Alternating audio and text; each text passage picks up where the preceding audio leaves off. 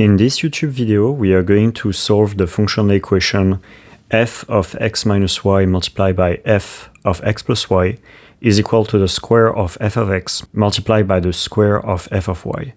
And we want to find all the functions from R to R that are continuous. So the first thing we're going to do is to identify a value for f of 0. So if we take x equal y equal to 0, we have f of 0 multiplied by f of 0 is equal to f of 0 square multiplied by f of 0 square, which means that f of 0 square is equal to f of 0 to the power of 4. In other words, we have f of 0 square multiplied by 1 minus f of 0 square is equal to 0, which can also be written as f of 0 square multiplied by f of 0 minus 1 multiplied by f of 0 plus 1 is equal to 0.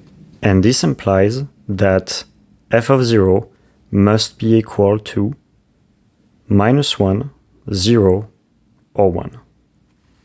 Now what we're going to do is to replace y by 0, but we are not going to modify x, and we have f of x multiplied by f of x is equal to f of x square multiplied by f of 0 square. In other words, f of x square is equal to f of 0 square multiplied by f of x square. And this equality implies that if f of 0 is equal to 0, then f of x is equal to 0, whatever the value of x is. And it actually turns out that the solution f equals 0 is a solution of this functional equation, because we simply have 0 multiplied by 0 is equal to 0 square multiplied by 0 square. So indeed, f equals 0 is a solution of this equation, but this is a trivial solution, and we are going to instead explore the case where f of 0 is equal to plus or minus 1. So from here, we are going to assume that f of 0 is equal to plus 1, and we are going to show that f is strictly positive. In order to show that, what we are going to do is to choose a value of y that is equal to x, and this implies that f of 2x multiplied by f of 0 is equal to f of x to the power of 4. And because f of 0 is equal to 1, this implies that f of 2x is equal to f of x to the power of 4. We can rewrite this equation by saying that f of x is equal to f of x divided by 2 to the power of 4, which by induction is equal to f of x divided by 2 squared to the power of 4 to the power of 2, which is equal to f of x divided by 2 to the power of n to the power of 4 to the power of n for any value n greater than 0. So now if we take any value x that is a real number, what we have is that 1 divided by 2 to the power of n approaches 0 as n approaches infinity.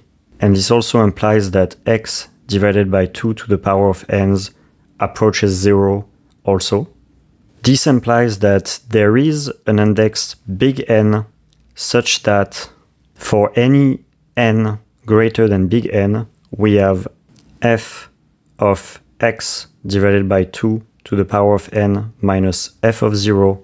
This absolute difference will be lower than 1/2. And this is because f is continuous everywhere, and in particular, f is continuous at 0. And this implies that f of x divided by 2 to the power of n must be greater or equal to 1/2, which is strictly greater than 0.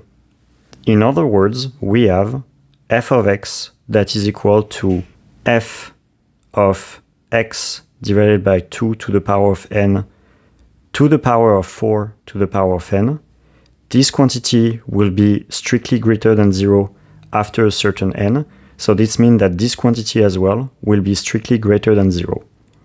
And this implies that f of x must be strictly greater than 0.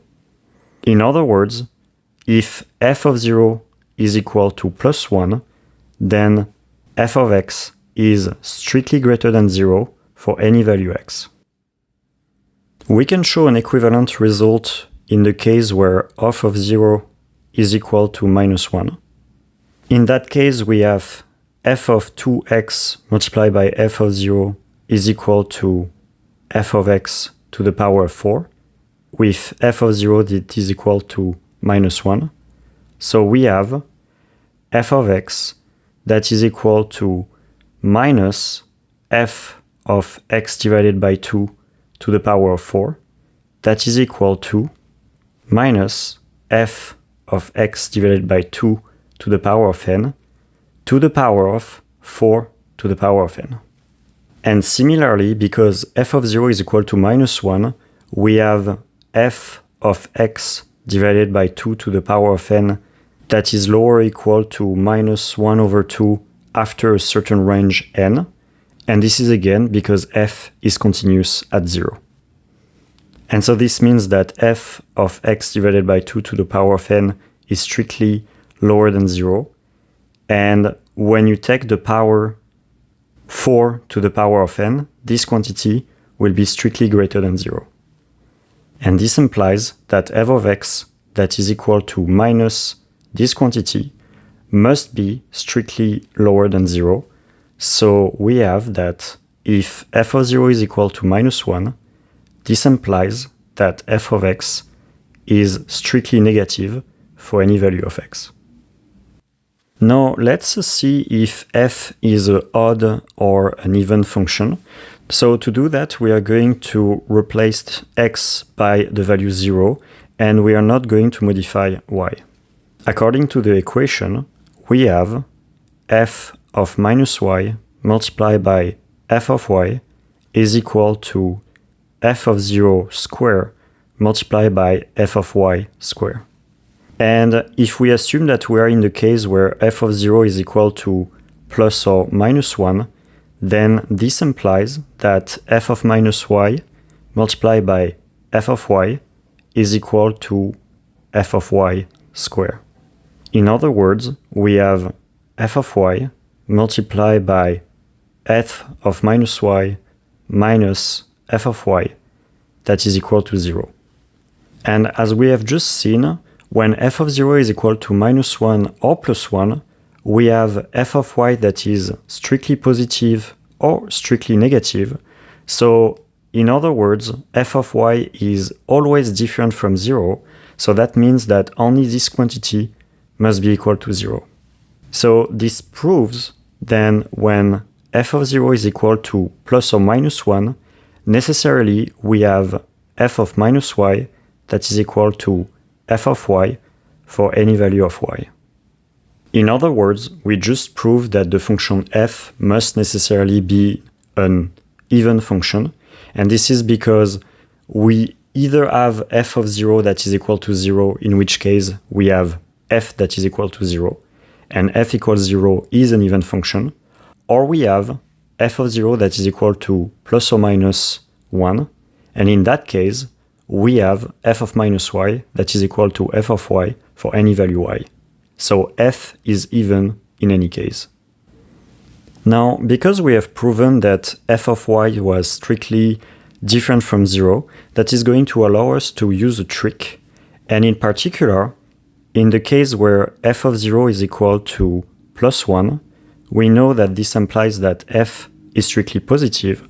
So what we are going to use as a trick is to use the function g that will be equal to ln of f.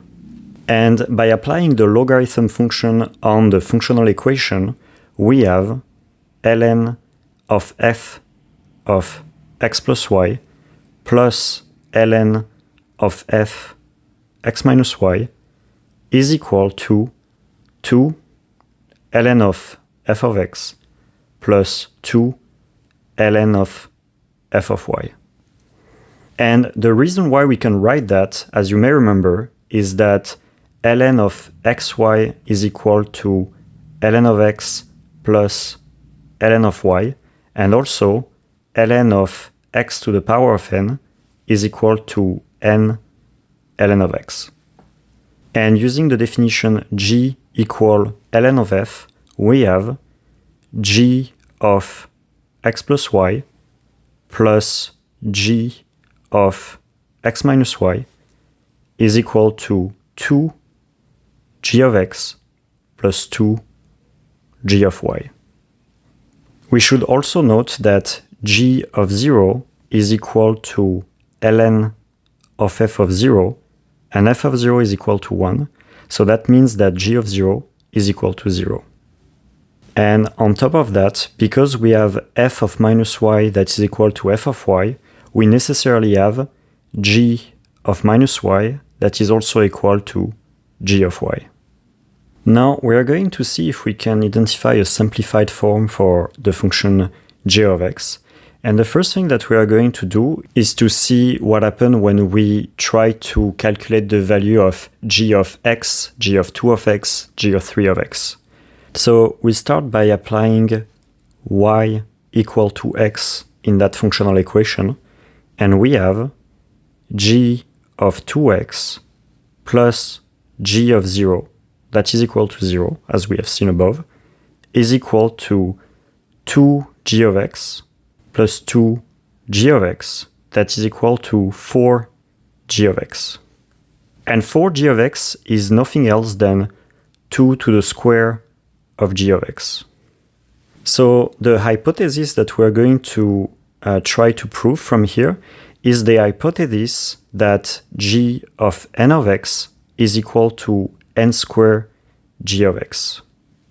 And in order to prove this hypothesis, what we are going to do is that we are going to replace the variable y by nx and see what's going to happen to the functional equation. So we have g of x minus nx plus g of x plus nx, that is equal to 2g of x plus 2g of nx. In other words, we have g of n minus 1 x plus g of n plus 1 x, that is equal to 2g of x plus 2g nx. In other words, g of n plus 1 x is equal to 2g nx minus g n minus 1 x plus 2g of x. And if from here we use the assumption that g of n minus 1 of x is equal to n minus 1 square of g of x, and the other assumption that g of nx is equal to the n square of g of x, then we have g of n plus 1 of x that is equal to 2n square g of x minus n minus 1 square g of x plus 2 g of x. This is equal to 2n square minus n square minus 2n plus 1 plus 2, everything multiplied by g of x. We can simplify this, and this is equal to 2n square minus n square plus 2n minus 1 plus 2, everything multiplied by g of x. So we have 2n square minus n square, so we can eliminate that one and eliminate the 2 here. We have minus 1 plus 2, so this is equal to plus 1 here. And we have n square plus 2n plus 1, everything multiplied by g of x, which is equal to n plus 1 square of g of x. So by induction, we have proven that g of x is equal to 1 square g of x, obviously. G of 2x is equal to 2 square g of x. And when the hypothesis is true for hn-1 and hn, this proves that this is true for hn plus 1. So we have proven that for any real number x and any integer n, we have g of nx that is equal to n squared of g of x. So because this is proven for any value x in particular, we have g of n that is equal to n squared g of 1. And if we replace x by 1 divided by n, then we have g of n multiplied by 1 divided by n is equal to g1, but this is also equal to n squared g of 1 divided by n. And this implies that g of 1 divided by n is equal to 1 divided by n squared of g of 1.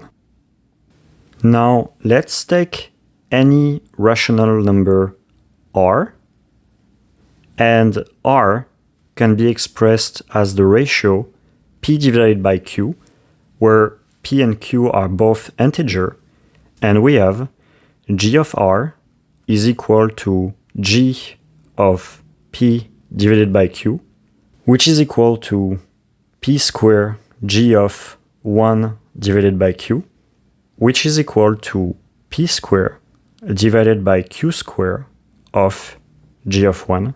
So this is equal to r squared of g of 1.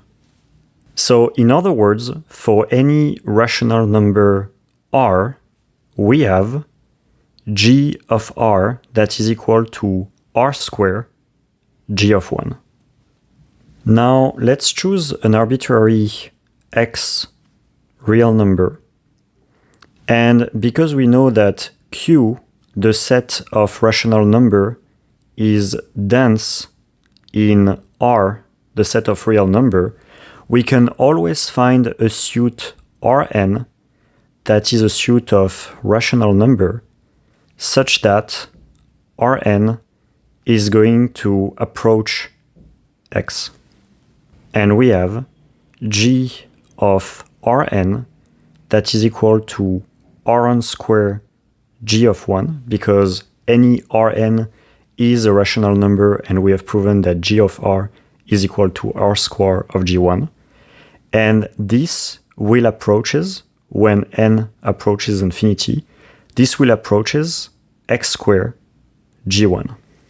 And because the limit of grn is unique, we necessarily have g of x that is equal to x squared g of 1. So thanks to that, thanks to the density of q in R, and thanks to the continuity of g, we have that for any real number x, g of x is equal to x squared g of 1. So in other words, that means that there is a real number a such that g of x is equal to a x squared. And g of x has been previously defined as being equal to the logarithm of f of x. So this means that f of x is equal to the exponential of g of x, which is equal to the exponential of a of x. As a reminder, that was for the case f of 0 is equal to plus 1, and now we are going to check the case f of 0 is equal to minus 1. And in that case, because f is strictly negative, we must define g as being equal to the logarithm of minus f. We remember the functional equation f of x plus y multiplied by f of x minus y is equal to f of x squared f of y squared.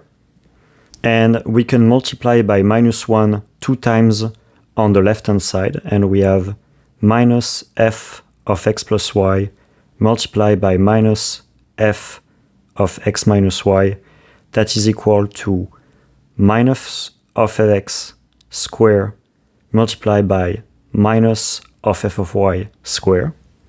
We apply the logarithm to this equation, and we have, again, g of f of x plus g of x minus y is equal to 2 g of x plus 2 g of y.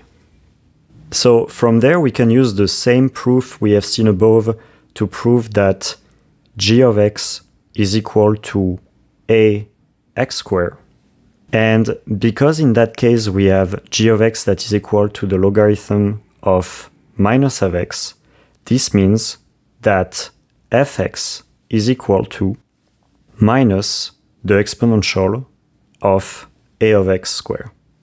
So finally, the solution of the functional equation seen above are f equal to 0, f of x that is equal to exponential of a of x squared for any real number a, and finally f of x that is equal to minus exponential of a of x squared for any real number a.